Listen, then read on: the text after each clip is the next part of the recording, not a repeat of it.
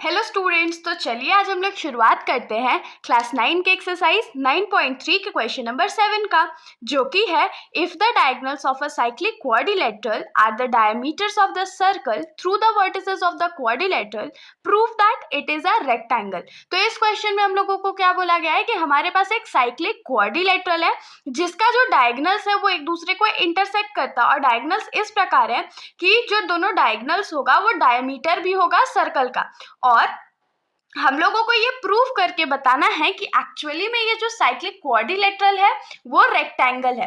तो हमने ये बहुत बार पढ़ा है कि रेक्टेंगल प्रूव करने के लिए दो प्रॉपर्टीज बहुत ज्यादा इंपॉर्टेंट होती है।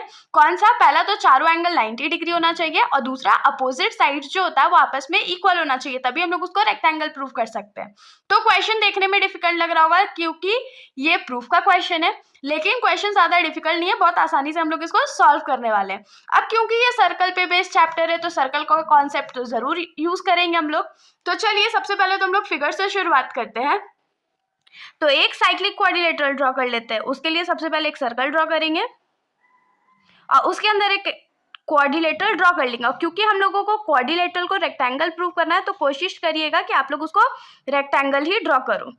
तो अब हम लोग क्या करते हैं, इसके नेमिंग कर लेते हैं। ये हमारा वर्टिस ए हो गया, ये बी हो गया, ये सी हो गया और ये डी हो गया। अब इसमें क्या बोला था कि सेंटर मान लीजिए हमारा ओ है, तो अब इसका जो डायगोनल्स है वो डायमीटर्स था ना, तो डायमीटर तो है ही दिख रहा है, इसको सेंटर से पास करा देते हैं तभी तो ये डायगोनल होगा ना। डायमीटर हो गया ये हमारा, और हम लोगों को पता है कि सर्कल का जो डायमीटर होता है वो इक्वल होता है। आप 4 बार ड्रॉ करो या 2 बार ड्रॉ करो वो हमेशा इक्वल ही होता है। तो सबसे पहले हम लोग इसमें क्या लिखेंगे, क्योंकि फिगर हमने खुद से ड्रॉ करा हुआ है तो यहाँ पर लिखेंगे कि let ABCD be a cyclic quadrilateral. तो हम लोग क्या अज्यूम कर लेते हैं कि ABCD जो है वो साइक्लिक क्वाड्रिलेटरल है, हैविंग डायगोनल्स एज डायमीटर्स, और इसका जो डायगोनल है वो एक्चुअली में क्या है, डायमीटर है। और एक चीज क्या लिखेंगे, and intersect each other at centre O, मतलब कि ये दोनों जो डायगोनल है वो एक दूसरे को इंटरसेक्ट कर रहे हैं सेंटर ओ पे। होप सो इतना आप लोगों को समझ में आ गया होगा। अब हम लोग क्या देख सकते हैं यहाँ पर कि हम लोग सबसे पहले तो गिवन लिखेंगे। तो गिवन हम लोगों को क्या है कि AC जो होगा वो BD के बराबर होगा। क्यों बराबर होगा? क्योंकि ये दोनों तो डायमीटर है तो ऑफकोर्स इक्वल होगा। टू प्रूफ क्या है, टू प्रूफ लिख लेते हैं कि ABCD इज अ रेक्टेंगल। हम लोगों को प्रूफ करना है कि एक्चुअली में ABCD जो है वो एक रेक्टेंगल है। और अगर हम लोग को इसको रेक्टेंगल प्रूफ करना है तो सबसे पहले हम लोग को क्या प्रूफ करने कि angle A, angle B, angle C और एंगल D चारों आपस में इक्वल है, और चारों कितने डिग्री के बराबर है, तो 90 डिग्री के बराबर है। दूसरा हम लोग को क्या प्रूफ करना पड़ेगा कि AD जो है, मतलब ये वाला जो साइड है वो दूसरे वाले साइड के बराबर है, और AB साइड जो है वो CD साइड के बराबर है। ये दो चीजें हम लोगों को प्रूफ करनी है। अब हम लोग आ जाते हैं अपने प्रूफ पर। तो प्रूफ में सबसे पहले हम लोग इसमें क्या देख सकते हैं कि BD जो है हमारा वो एक डायमीटर है, और अगर हमारा BD डायमीटर है तो ये जो BCD है वो आर्क है। और हम लोग जानते हैं कि एक आर्क दो एंगल सबटेंड करता है, एक सेंटर पे, यहाँ पे सेंटर पे एंगल सबटेंड करता है, और दूसरा एंगल किसी दूसरे पॉइंट पे सर्कल पे सबटेंड करता है। और हम लोगों को ये प्रॉपर्टी पता है कि जब एक आर्क दो एंगल सबटेंड करता है तो सेंटर वाला जो एंगल होता है वो दूसरे वाले एंगल के हमेशा डबल होता है, मतलब कि एंगल BOD जो होगा वो डबल होगा एंगल BAD के। इसको हम लोग लिख लेते हैं। तो यहाँ पर हम लोग क्या लिखेंगे कि arc BCD subtends two angles. Arc BCD जो है वो दो एंगल सबटेंड कर रहा है, one at centre and other at any other point. तो यहां से हम लोग क्या लिख सकते हैं कि एंगल BOD जो होगा वो डबल होगा एंगल BAD के। क्यों डबल होगा? क्योंकि हम लोगों को पता है कि angle subtended bye an arc at the centre is double the angle subtended by it at any other point।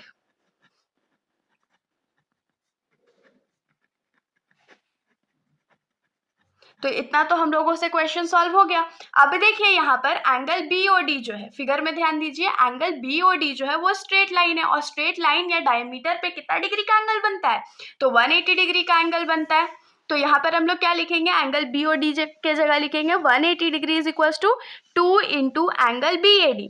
अब 2 जो राइट साइड में मल्टीप्लाई में है, अगर उसको हम लोग लेफ्ट साइड भेजेंगे तो वो डिवाइड में चला जाएगा, तो क्या हो जाएगा 180 degree divided by 2 is equal to angle B A D. तो यहाँ से हम लोग को क्या मिलेगा कि एंगल बी ए डी जो है वो एक्चुअली में क्या है, तो 90 डिग्री है।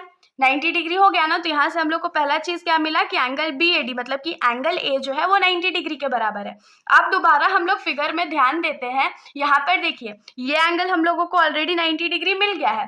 अब हम लोग एक चीज क्या लिख सकते हैं, चाहे तो हम लोग लिख सकते हैं कि similarly angle B C D is 90 degree, एक ये लिख सकते हैं, चाहे तो आप लोग इसको क्या लिख सकते हो, क्योंकि ABCD जो है वो एक साइक्लिक क्वाड्रिलेटरल है, तो अपोजिट एंगल का जो सम होता है वो 180 डिग्री के बराबर होता है, उससे भी प्रूफ कर सकते हो। तो हम लोग दोनों मेथड से इसको एक बार सॉल्व कर लेते हैं। तो हम लोग यहाँ पर क्या लिखेंगे कि now angle BAD plus angle BCD कितना डिग्री होगा, तो 180 डिग्री होगा। क्यों 180 डिग्री होगा, क्योंकि opposite angles of cyclic quadrilateral gives a sum of 180 degree. तो 180 डिग्री का सम देता है, इसलिए इन दोनों को जब ऐड करेंगे तो 180 डिग्री हम लोग का आएगा। अब इसमें हमने अभी जस्ट फाइंड करा कि एंगल BAD जो है वो 90 डिग्री के बराबर है, तो वैल्यू पुट कर देते हैं। तो 90 जो अभी प्लस में था उसको राइट साइड भेजेंगे तो वो माइनस में चला जाएगा, तो 180 डिग्री माइनस 90 डिग्री हो गया। तो एंगल BCD जो है वो क्या हो गया, तो 90 डिग्री होगा, मतलब एंगल ए जो है वो 90 मिला, एंगल सी जो है वो 90 मिला।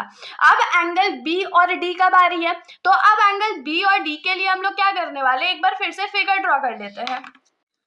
तो यहाँ पर एंगल ए 90 डिग्री है, एंगल सी 90 डिग्री है। अब एंगल बी और डी को प्रूव करने के लिए हम लोग क्या करते हैं, इस बार ए सी को एज अ डायमीटर मानते हैं, और ABC जो है वो आर्क हो जाएगा। तो ABC जो आर्क है वो सेंटर पे भी एक एंगल बना रहा है और दूसरे साइड पर भी एक एंगल बना रहा है, तो उस हिसाब से AOC जो होगा वो डबल हो जाएगा एंगल ADC के। तो यहाँ पर क्या लिखेंगे कि now arc ABC subtends two angles, one at the center and other at any point on the circle। ये हमने लिख लिया। अब इसमें हम लोग क्या लिखेंगे कि यहाँ से हम लोगों को क्या मिलेगा कि एंगल AOC जो होगा वो डबल होगा एंगल ADC के। क्यों डबल होगा, क्योंकि angle subtended bye an arc at the center is always double the angle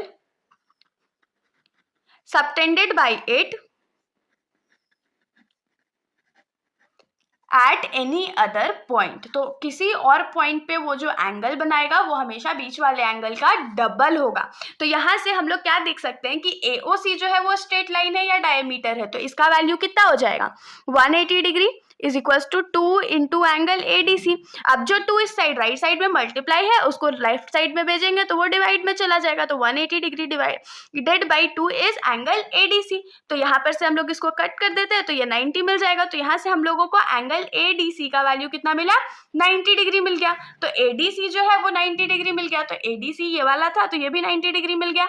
अब एंगल B पे आते हैं, तो एंगल B पे हम लोग क्या कर सकते हैं कि ABCD is a cyclic quadrilateral, therefore angle ADC plus angle ABC is equals to 180 degree. वहां से हम लोग को ये भी 90 डिग्री मिल जाएगा। इसको लिख लेते हैं, तो यहाँ पर लिखेंगे now angle ADC plus angle ABC is equals to कितना हो जाएगा 180 डिग्री। क्यों 180 डिग्री हो जाएगा, तो opposite angles of a cyclic quadrilateral gives a sum of 180 degree, मतलब कि यहाँ से अपोजिट एंगल जो होता है वो साइक्लिक क्वाड्रिलेटरल का, उसका सम जो है वो 180 डिग्री के बराबर होता है। अब एंगल ADC का वैल्यू हमने कुछ देर पहले ही 90 डिग्री निकाला था, एंगल ABC रख लेते हैं और यहाँ पर 180 डिग्री हो जाएगा। तो यहाँ पर जो 90 डिग्री प्लस में था उसको राइट साइड भेजेंगे तो वो माइनस में चला जाएगा। तो एंगल ABC का वैल्यू यहाँ से क्या मिला, 90 डिग्री मिल गया। तो फाइनली चारों एंगल जो है वो हम लोग को 90 डिग्री मिल गया। तो पहला जो प्रूफ था रेक्टेंगल के लिए वो हम लोग का हो चुका है। अब हम लोग को और क्या चाहिए कि ये जो साइक्लिक क्वाड्रिलेटरल है उसमें जो अपोजिट साइड्स है वो आपस में इक्वल है। तो इसको प्रूफ करना बहुत ज्यादा हार्ड नहीं है, इसको हम लोग बहुत सिंपली प्रूफ करने वाले हैं। तो अपोजिट साइड्स को इक्वल प्रूफ करने के लिए हम लोग यहाँ पर क्या करेंगे, तो ट्राइंगल के जो कॉन्ग्रुएंसी का कॉन्सेप्ट होता है हम लोग उसको यूज करेंगे। तो इसमें हम लोग सबसे पहले क्या करेंगे कि एंगल मतलब ट्राइंगल ABC और ट्राइंगल BAD को कॉन्ग्रुएंट प्रूफ कर देंगे। अगर ये दोनों कॉन्ग्रुएंट प्रूफ हो जाता है तो CPCT के थ्रू हम लोग क्या लिख सकते हैं कि AD साइड जो होगा वो BC साइड के इक्वल होगा। तो हम लोग इसको लिख लेते हैं। तो हम लोग यहाँ पर क्या लिखेंगे कि in triangle ABC and triangle BAD, इन दोनों ट्राइंगल को कॉन्ग्रुएंट प्रूफ करना है। लेकिन कॉन्ग्रुएंट प्रूफ करने के लिए हम लोग को एटलीस्ट 3 चीजें इक्वल चाहिए। तो वो हम लोग क्या लिख सकते हैं, हमने ऊपर प्रूफ करा ना कि एंगल A और एंगल B दोनों ही 90 डिग्री है, तो पहला चीज तो मिल गया।